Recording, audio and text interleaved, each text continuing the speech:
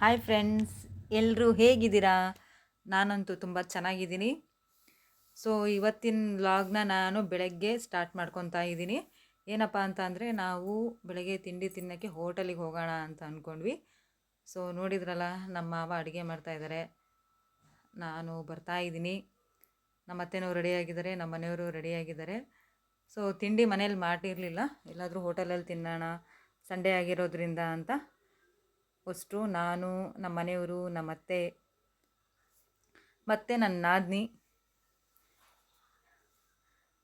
Ramya. So ಎಲ್ಲರೂ ಹೊರಟಿದ್ದೀವಿ ಕಾರಲ್ಲಿ. ನಾನು ಇಲ್ಲೇ ಪಕ್ಕದಲ್ಲಿ ಹೋಗೋಣ ಅಂತ ನಾನು ಇದು ಮಾಡಿದ್ದು ಮೆಣಸಿಗೆ. ಎಲ್ಲಪ್ಪ ರಮ್ಯಾ? ಅದು ಕಿತ್ತಗೆ ರೋಡ್ನ ತುಳಸಿ ರೋಡ್.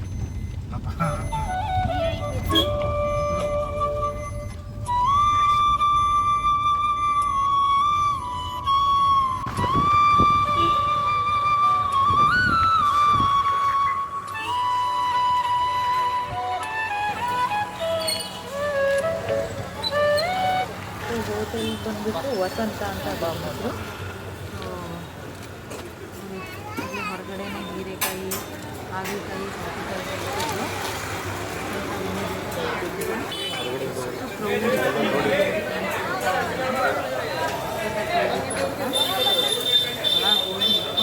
ಇಷ್ಟೊಂದು ಜನ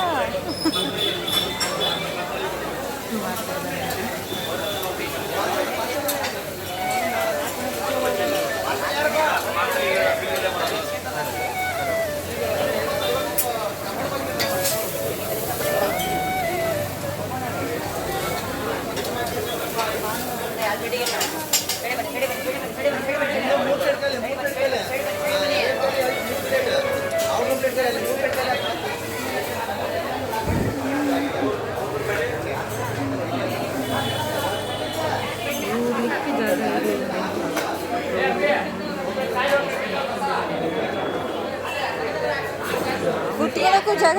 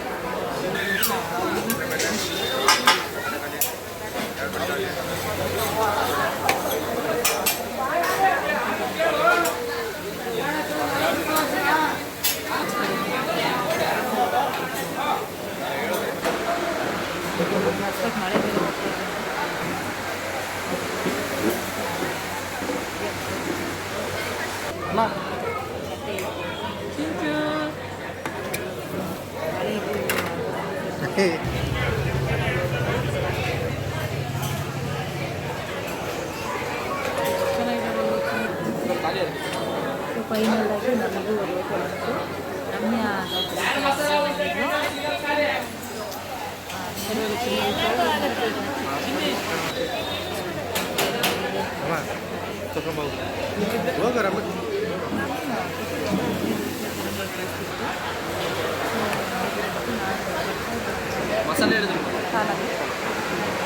ನಾನೇ ಮಸಾಲೆ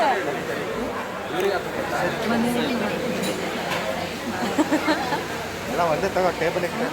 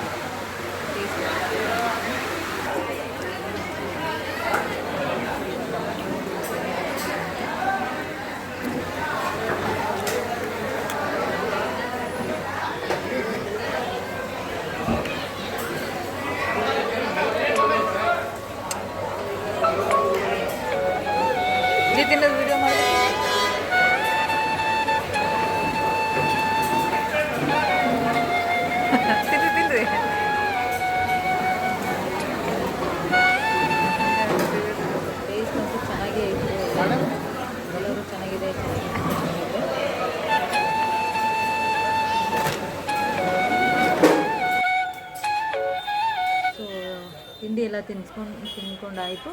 ಸೊ ಹೊರಡೋಣ ಅಂತ ಹೊರಟ್ವಿ. ಹೊರಗೂ ಸಖತ್ತು ಕ್ರೌಡು ನೋಡಿ, ತುಂಬ ವೆಹಿಕಲ್ಸ್ ಎಲ್ಲ ಜಾಸ್ತಿಯಾಗಿ ಹೋಗ್ಬಿಟ್ಟಿತ್ತು. ಸೊ ಎಲ್ಲ ತಿಂಡಿ ಎಲ್ಲ ಮುಗಿಸ್ಕೊಂಡು ಹೋಗ್ತಾ ಹಾಗೆ ಸ್ವಲ್ಪ ಹೀರೆಕಾಯಿ ಅವೆಲ್ಲ ಇಟ್ಟಿದ್ದು ತುಂಬ ಫ್ರೆಶ್ ಆಗಿತ್ತಲ್ಲ, ಸೊ ಕೇಳಿದ್ವಿ. 40 ರೂಪಾಯಿ 50 ರೂಪಾಯಿ ಹೇಳಿಬಿಟ್ರು. ಅದಕ್ಕೆ ಮತ್ತೇನು ಬೇಡ, ಇವತ್ತು ನಾನ್ ವೆಜ್ ಬೇರೆ ಮಾಡೋದು ಸಂಡೇ ಅಂತ ತೊಗೊಳ್ಲಿಲ್ಲ. ಸೊ ಹೊರಟ್ವಿ. ಸೊ ಕಾಫಿ ಕುಡಿಯೋಣ ಅಂತ ಕಾಫಿ ಶಾಪಿಗೆ ಬಂದ್ವಿ. ಮಲ್ನಾಡು ಕೆಫೆ ಅಂತ ಕರ್ಕೊಂಡು ಬಂದ್ಲು ರಮ್ಯಾ. ಸೊ ಅಲ್ಲೂ ಸ್ವಲ್ಪ ಪರವಾಗಿಲ್ಲ, ಜನ ಬೇರೆ ಇದ್ದರು. ಸೊ ವೇಟ್ ಮಾಡ್ತಾಯಿದ್ವಿ. ಹಾಗೆ ಸ್ವಲ್ಪ ಒಳಗೆ ಬಂದು ನೋಡೋಣ ಅಂತ.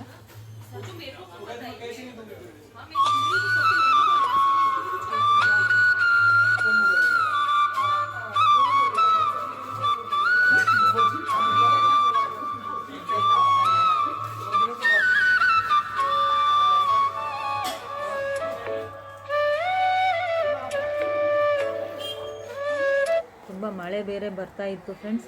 ಮಳೆಯಲ್ಲಿ ಕಾಫಿ ಕುಡಿದ್ರೆ ಚಳಿಯಲ್ಲಿ ಚೆನ್ನಾಗಿರುತ್ತೆ ಅಂತ ಕಾಫಿ ಕಾಯ್ಕೊಂಡು ಕೂತ್ಕೊಂಡ್ವಿ.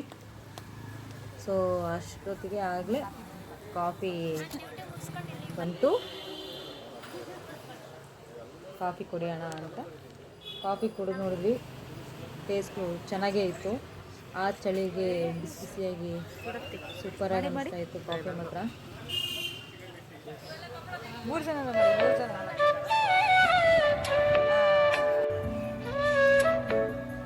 ಸೊ ಕಾಫಿ ಎಲ್ಲ ಕುಡ್ಕೊಂಡು ಸ್ವಲ್ಪ ಮನೆಗೆ ಹೊರಟ್ವಿ.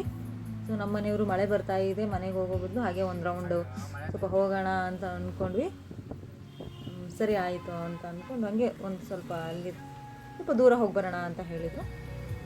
ಸರಿ ಆಯಿತು ಹೋಗೋಣ ಅಂತ ಹೊರಟ್ವಿ.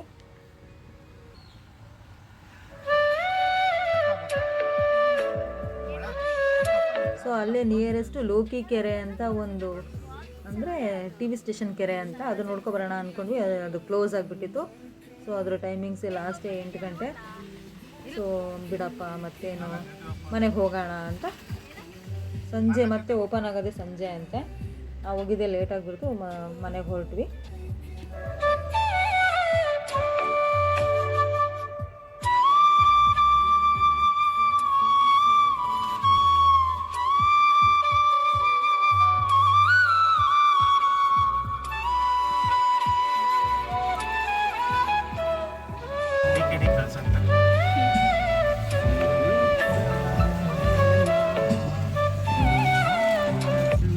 ಫೈನಲಿ ಮನೆಗೆ ಬಂದ್ವಿ. ಮಳೆ ಇನ್ನೂ ಸ್ವಲ್ಪ ಕಮ್ಮಿ ಆಗಿತ್ತು. ಮನೆಗೆ ಬಂದ್ವಿ, ಒಳಗೆ ಹೊರಟ್ವಿ. ಸೊ ಸಂಜೆ ಮತ್ತೆ ಇದು ಸಂಜೆ ಕಂಟಿನ್ಯೂ ಮಾಡಿದ್ದೀನಿ. ನಮ್ಮ ಅತ್ತೆ ಮತ್ತು ನಮ್ಮ ರಮ್ಯಾ ಅವ್ರು ಯಾರೂ ಬರಲಿಲ್ಲ. ಸೊ ನಾವೇ ಇಬ್ಬರು ಟಿ ವಿ ಸ್ಟೇಷನ್ ಕೆರೆ ನೋಡ್ಕೊಬರೋಣ ಅಂತ ಹೊರಟ್ವಿ. ಸ್ಕೂಟಿಲಿ ಹೋಗ್ತಾಯಿದ್ವಿ, ಈ ಸಲ ಕಾರಲ್ಲಿ ಹೋಗ್ತಾ ಇರಲಿಲ್ಲ. ಮಳೆ ಬೇರೆ ಸ್ವಲ್ಪ ಲೈಟಾಗಿ ಬರ್ತಾ ಇತ್ತು. ನನಗಂತೂ ಚೆನ್ನಾಗಿ ಅನ್ನಿಸ್ತಾ ಇತ್ತು ಬರೋದಕ್ಕೆ.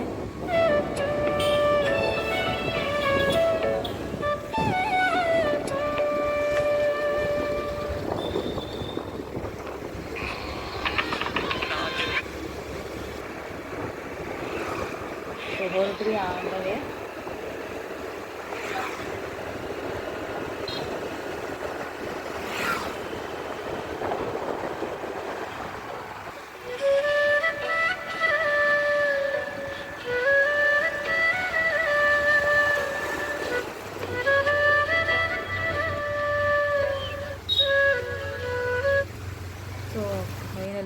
ರೀಚ್ ಆದ್ವಿ ಟಿ ವಿ ಸ್ಟೇಷನ್ ಕೆರೆಗೆ. ಓಪನ್ ಇತ್ತು ಇವಾಗ ಸಂಜೆ. ಮಳೆ ಬೇರೆ ಬರ್ತಾನೆ ಇತ್ತು. ಹಾಗೆ ಒಂದು ಸ್ವಲ್ಪ ವಾಕ್ ಆದಾಗ ಆಗುತ್ತೆ ಅಂತ ನಾನು ನಮ್ಮ ಮನೆಯವರು ಇಬ್ಬರೇ ಬಂದಿದ್ವಿ. ಮತ್ತೆ ಬೇಡ ಮಳೆ ಬರ್ತಾ ಇದೆ, ನಾ ಬರಲ್ಲ, ನೀವಿಬ್ಬರು ಹೋಗಿ ಬನ್ನಿ ಅಂತ ಹೇಳಿದರು.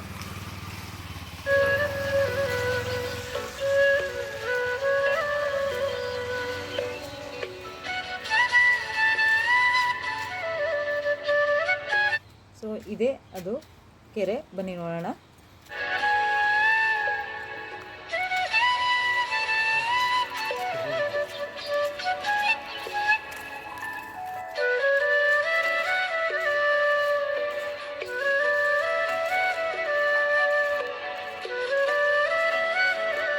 ಸ್ವಲ್ಪ ದೂರ ನಡ್ಕೊಂಡು ಹೋಗಬೇಕು. Means walkable distance. ಈ ಥರ ಈ ಜಾಗ ಇರುತ್ತೆ ಹೋಗೋಕ್ಕೆ. ನೋಡಿ ಎಂಥ ದೊಡ್ಡ ಮರ ಇದೆ, ಚೆನ್ನಾಗಿದೆ. ಸಂಜೆ ಅಂತೂ ಇನ್ನೂ ತುಂಬ ಚೆನ್ನಾಗಿ ಗಾಳಿ ಬೇರೆ ಬರ್ತಾಯಿತ್ತು. ಹಾಗೆ ಹೋಗ್ತಾ ಇದ್ವಿ. ಅದೇ ನೋಡಿ ಫ್ರೆಂಡ್ಸ್, ಟಿವಿ ಸ್ಟೇಷನ್ ಕೆರೆ. ಸಂಜೆ ಹೊತ್ತು, ಬೆಳಗ್ಗೆ ಬಂದಿದ್ವಿ, ಓಪನ್ ಇರಲಿಲ್ಲ. ಸೊ ಸಂಜೆ ಬಂದಿದ್ದೀವಿ. ಮಳೆ ಇದೆ, ಅದು ಕೆರೆ ನೋಡಿ. ಮಳೆ ಬಂದಿರೋದ್ರಿಂದ ಸ್ವಲ್ಪ ನೀರು ಬಂದಿದೆ. ಆವಾಗ ಸ್ವಲ್ಪ ಅಷ್ಟೊಂದು ನೀರು ಇರಲಿಲ್ಲ. ಹೋದ ಸರಿ ಹೋದಾಗ ನೀರೇ ಇರಲಿಲ್ಲ. ಇವಾಗ ನೀರು ಪರವಾಗಿಲ್ಲ, ಚೆನ್ನಾಗಿತ್ತು.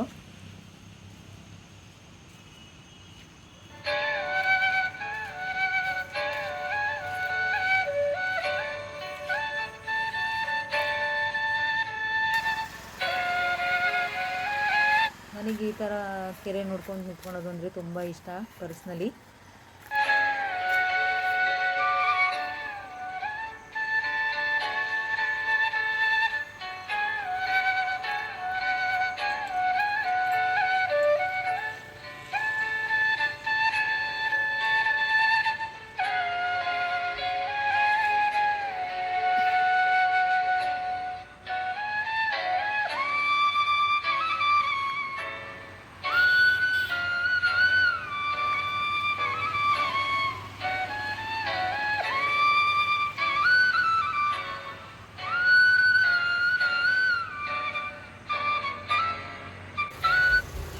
ಸೊ ಹಾಗೆ ಸ್ವಲ್ಪ ಕೆಳಗೆ ಹೋಗೋಣ ಅಂತ ನಮ್ಮ ಮನೆಯವ್ರು ಹೇಳಿದರು. ಹೇಗೂ ಮೇಲೆ ನೋಡ್ತಾ ಇದ್ವಲ್ಲ, ಸರಿ ಕೆಳಗೆ ಹೋಗಿ ಬರೋಣ ಅಂತ ಸ್ವಲ್ಪ ಕೆಳಗೆ ಹೊರಟ್ವಿ. ಕೆಳಗಿಂದ ಇನ್ನೂ ಗಾಳಿ ಚೆನ್ನಾಗಿ ಬರುತ್ತೆ ಅಂತ.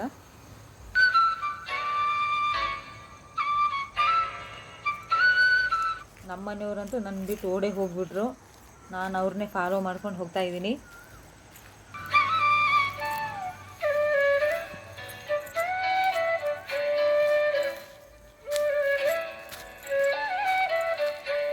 ಫುಲ್ಲು ಕಲ್ಲು ಕಲ್ಲು, ಸಖತ್ ಕಲ್ಲಿತ್ತು. ಸ್ವಲ್ಪ ಮಳೆ ಇರೋದ್ರಿಂದ ಸ್ವಲ್ಪ ಜಾರ್ತಾನೂ ಇತ್ತು. ಆದರೂ ಹೋದ್ವಿ.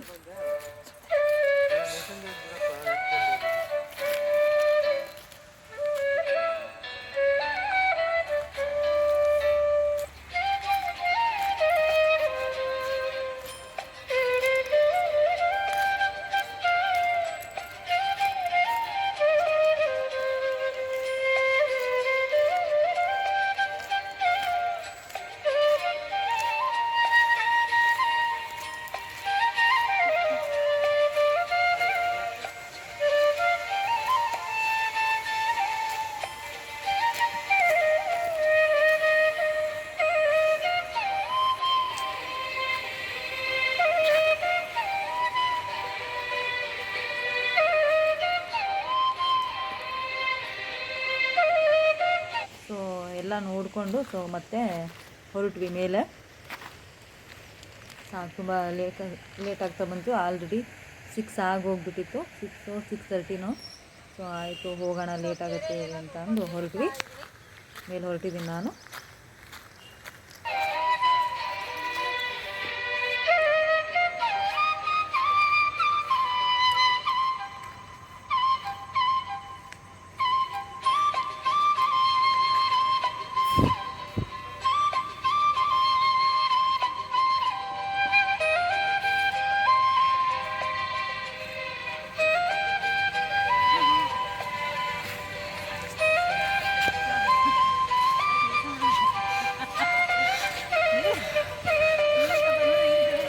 ನಮ್ಮ ಮನೆಯವ್ರಿಗೆ ಸಾಕು ಬಿಡ್ರಿ, ವಿಡಿಯೋ ಮಾಡಿಬಿಡಿ ಅಂತ ಹೇಳ್ಕೊತಾ ಇದ್ರು. ಬೇಕು ಅಂತಲೇ ಮತ್ತೆ ಸ್ಟಾರ್ಟ್ ಮಾಡ್ಕೊಂಡ್ರು.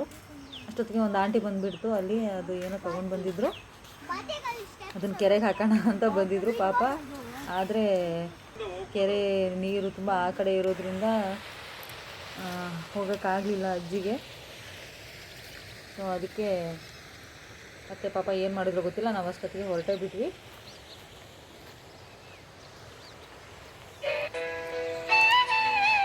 ನಮ್ಮನೆಯವ್ರು ಹಾಕ್ತೀನಿ ಅಂತ ಹೇಳಿ ಹೋಗಿ ಪಾಪ ಅಜ್ಜಿಗೆ ಆಗಲ್ಲ ಅಂತಂದು ಹಾಕಿದ್ರು. ಆ ಕಡೆ ಏನೋ ಬಸವಣ್ಣನ ಏನೋ ತೊಗೊಬಂದಿದ್ರು ಅವರು. ಆಮೇಲೆ ಹಾಗೆ ಸ್ವಲ್ಪ ಹೊತ್ತು ಕೂತ್ಕೊಂಡ್ರು ಅವರು, ನೇಚರ್ ನೋಡ್ಕೊಂಡು.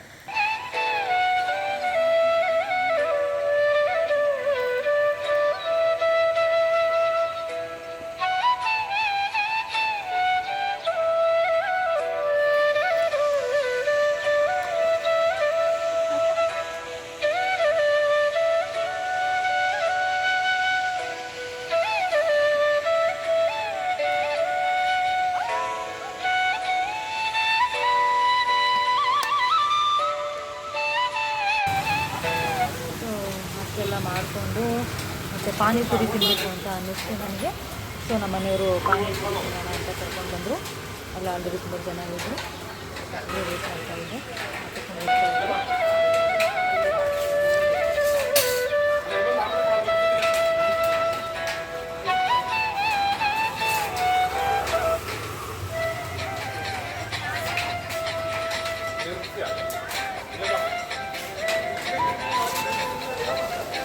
ಸೊ ಈ ಚಳಿಲಿ ನನಗೆ ಪಾನಿಪುರಿ ತಿನ್ನೋದು ಅಂದರೆ ನನಗೆ ಸಖತ್ ಇಷ್ಟ. ನನ್ನ ಪರ್ಸ್ನಲ್ ಫೇವ್ರೇಟ್ ಸ್ನ್ಯಾಕ್ಸ್ ಅಂದರೆ ಅದು ಪಾನಿಪುರಿ, ಎವರ್ಗ್ರೀನ್ ಪಾನಿಪುರಿನೇ ಆಗಿರುತ್ತೆ. ಸೊ ಪಾನಿಪುರಿಯನ್ನು ತಿಂತಿದ್ವಿ ನಮ್ಮ ಮನೆಯವರು.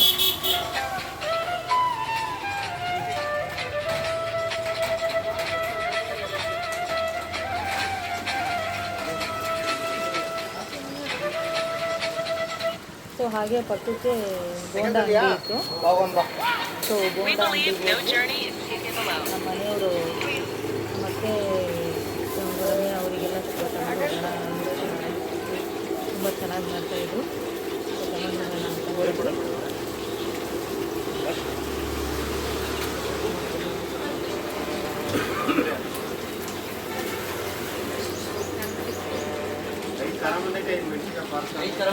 ಈ ಮಳೆಯಲ್ಲಿ ಬಿಸಿ ಬಿಸಿ ಮಿರ್ಚಿ ಬೋಂಡ ತಿನ್ನಬೇಕು ಅಂದರೆ ಚಪಾತಿ ಅಲ್ವಾ. ಮಿರ್ಚಿ ಬೋಂಡ ಎಲ್ಲ ತೊಗೊಂಡು ಹೋದ್ವಿ. ಸೊ ಮನೆಗೆ ತೊಗೊಂಡು ಬಂದ್ವಿ, ಮನೇಲಿ ಅಷ್ಟು ತಿಂತ ಕೂತಿದ್ದೀವಿ.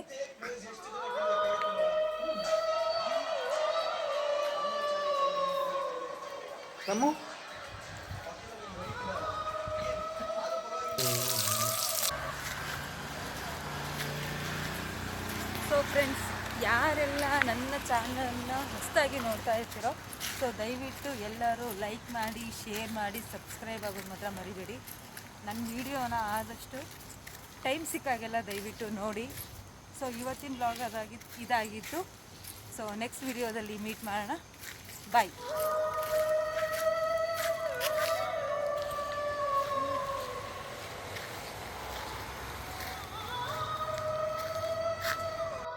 ಸೊ ಫ್ರೆಂಡ್ಸ್, ಪ್ಲೀಸ್ ಲೈಕ್ ಮಾಡಿ, ಸಬ್ಸ್ಕ್ರೈಬ್ ಆಗಿ, ಬೆಲ್ ಐಕಾನ್ ಒತ್ತೋದನ್ನು ಮಾತ್ರ ಮರಿಬೇಡಿ.